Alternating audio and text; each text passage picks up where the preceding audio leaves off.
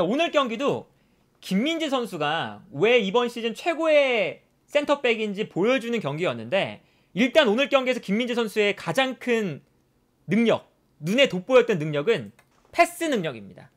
김민재 선수가 오늘 경기에서 당연히 이 볼로냐가 수비적으로 경기를 하잖아요. 나폴리를 상대로. 그렇기 때문에 좌우로 방향 전환을 하는 게 되게 중요했어요. 근데 이 장면도 보시면 나폴리가 왼쪽 측면에서 공격을 전개하니까 볼로냐의 수비가 순간적으로 오른쪽에 쏠려 있었죠.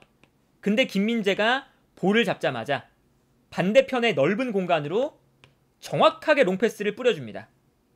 반대편으로 패스가 들어가면서 순간적으로 올라오고 있는 제르빈이 볼을 잡게 되고, 상대적으로 이 오른쪽에는 볼로냐의 선수들이 적으니까 나폴리가 여기서 공격을 전개할 수가 있는 거예요. 김민재 선수의 패스 한 번으로. 다른 장면도 보시면 볼로냐가 수비적인 전형을 취하고 있습니다. 그리고 당연히 김민재가 볼을 잡고 있기 때문에 약간 왼쪽으로 쏠려 있죠. 반대편이 공간이 발생하고 있는 상황인데, 여기서 김민재가 반대편으로 롱패스를 뿌려주거든요. 근데 뿌려줄 때 왼발로 뿌려줘요. 근데 이 왼발 킥이 정말 정확하게 날아갑니다. 그래서 이 다음 장면을 보면 완벽하게 반대편으로 패스가 넘어가면서 나폴리가 순간적으로 반대편 측면을 공략하고 있는 걸 볼 수가 있죠. 비교적 볼로냐의 선수들이 적죠. 김민재의 롱패스가 워낙에 빠르고 정확하게 날아가다 보니까 볼로냐의 수비가 한쪽에 쏠려 있다가 반대편으로 뛰어나가기도 전에 김민재의 롱패스가 반대편으로 도달하는 거죠. 근데 이제 이런 김민재 선수의 사실은 양발 사용 능력, 그리고 여기에 대해서 어떤 걸 보여줬냐, 이게 이제 김민재 선수가 아마 B클럽에 가면 이런 모습들을 더 많이 보여줘야 되거든요. 이 장면은 김민재 선수가 볼을 잡을 때 볼로냐가 전방에서 압박을 하고 있어요. 특히나 중원에 있는 로보트카나 미드필더 라인에 있는 선수들을 확실하게 압박을 하고 있죠. 그래서 순간적으로 김민재가 요 미드필더 라인에 패스를 줄 만한 공간이 없습니다. 근데 이 수비 라인 사이의 공간으로 앞쪽에 앙귀사의 모습이 보이거든요. 앞쪽에서 볼로냐의 수비가 잘 되고 있으니까 앙귀사를 순간적으로 압박을 안 했어요. 약간 방심했죠. 근데 김민재가 이 수비 라인 사이로, 4명 사이로 정확하게 전진 패스를 합니다. 이게 정말 중요한 거거든요. 요 패스가 수비 라인 사이로 정확하게 들어가니까 앙귀사를 압박하지 않고 있었던 이 미드필더가 급박하게 뛰어옵니다. 그리고 앙귀사한테 패스가 전달되면서 앙귀사가 돌아서고 여기서부터 나폴리가 공격을 전개하는, 그러다 보니까 앞쪽에 있는 볼로냐의 전방 압박에 참여했던 선수들이 무용지물이 되는 장면이죠.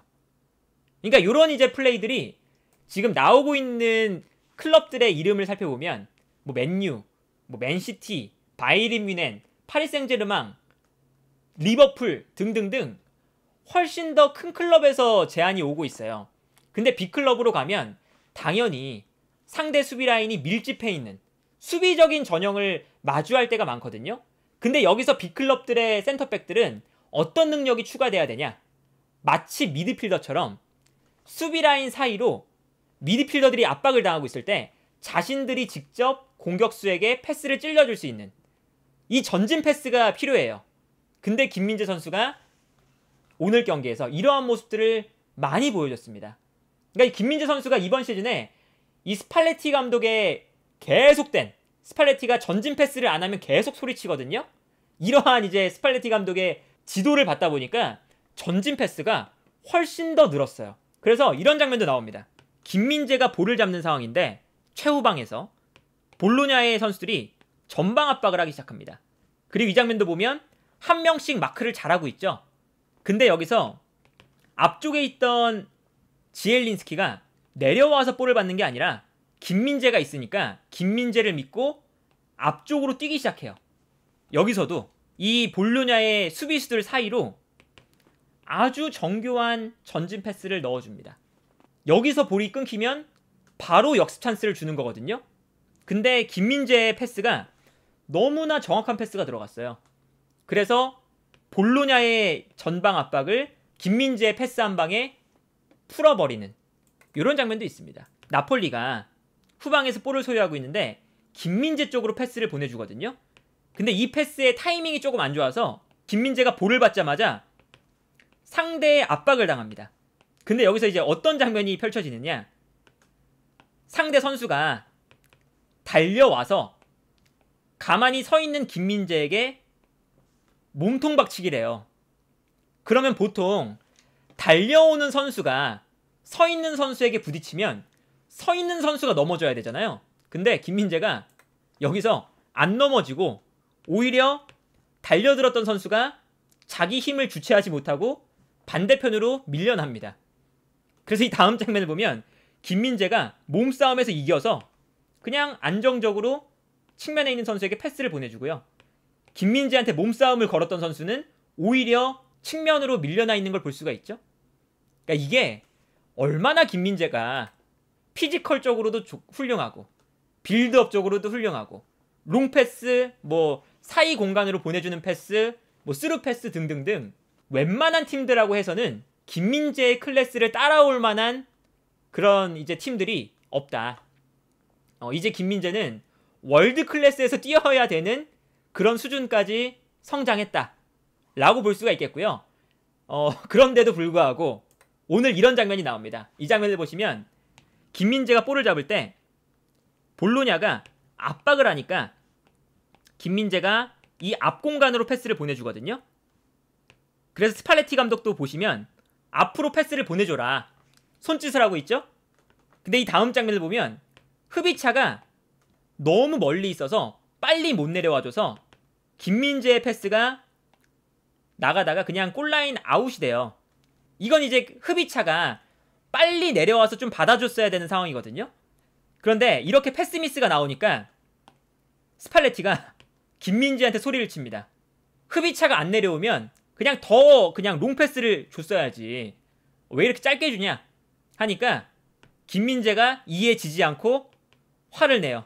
스팔레티 감독한테 아니 흐비차가 안 내려온 걸 내가 뭐 어떻게 해야 되냐 이렇게 또 이제 서로 아니 나는 패스 잘 줬다. 스팔레티는 아니 안 내려오면은 그냥 길게 줘야지. 이렇게 이제 스팔레티도 그렇고 김민재도 그렇고 워낙에 이게 승부욕도 엄청난 사람들이라서 또 한 번 이렇게 부딪히는 장면도 볼 수가 있었고, 그러니까 이게 사실은 안 좋은 장면이 아니라 좋은 장면입니다. 뭐 선수와 감독의 관계지만 자신들의 의견이 있을 때 이렇게 자신들의 의견을 표출하고 이렇게 해야 사실은 더 좋은 방향으로 가잖아요.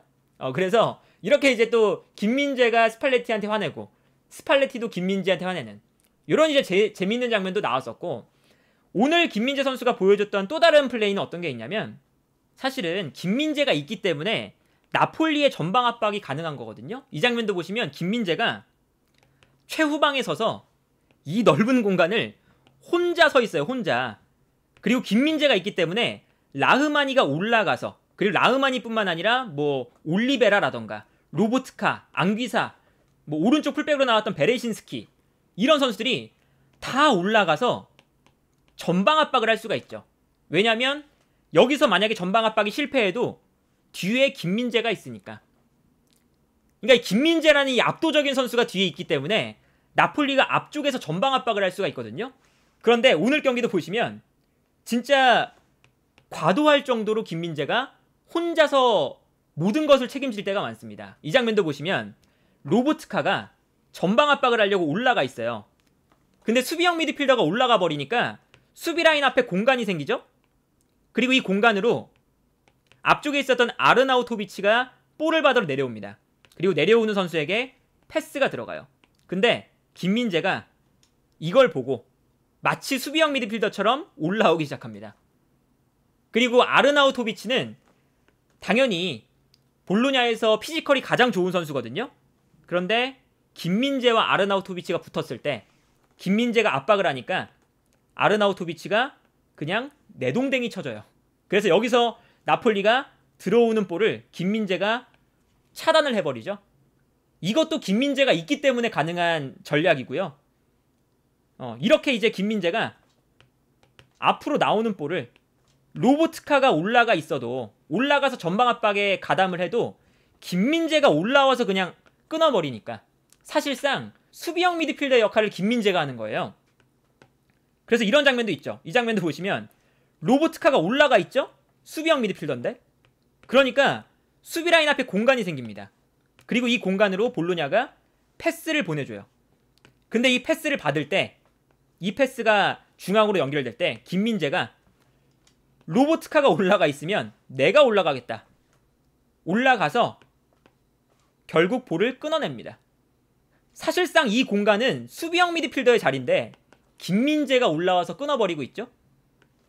이 장면도 마찬가지예요. 이 장면도 보시면 똑같아요. 로보트카가 그리고 안기사가 김민재가 뒤에 있으니까 그냥 믿고 올라가서 전방 압박을 해요. 그러면 당연히 뒤에 공간이 생기니까 이 공간으로 상대팀은 패스를 보내줍니다.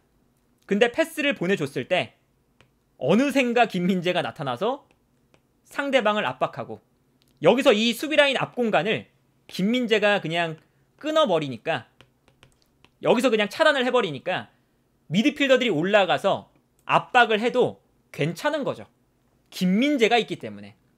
그러니까 이제 이 정도로 김민재가 어마어마한 영향력을 끼치고 있고 당연히 전방 압박을 할 수 있는 이유가 김민재 때문이다. 그런데 이제 오늘 경기에서 김민재 선수가 아까 계속 올라와서 끊어내다 보니까 여기서 반칙이 많아지면서 경고를 받았어요. 그래서 이제 다음 경기 마지막 라운드에 김민재 선수가 못 나옵니다. 38라운드에 못 나오는데 이게 또 얼마나 대단한 거냐면 김민재 선수가 경고 트러블이 있다고 알려진 게 1월 달이었어요. 리그에서 마지막으로 경고를 받았던 경기가 1월 22일 살레르니타나 리그 19라운드였습니다. 리그 19라운드. 근데 4개월이 지난 5월 29일 오늘에 돼서야 이제 경고를 한 장 더 받은 거거든요. 무려 17경기 만에 경고를 받은 거거든요. 17경기.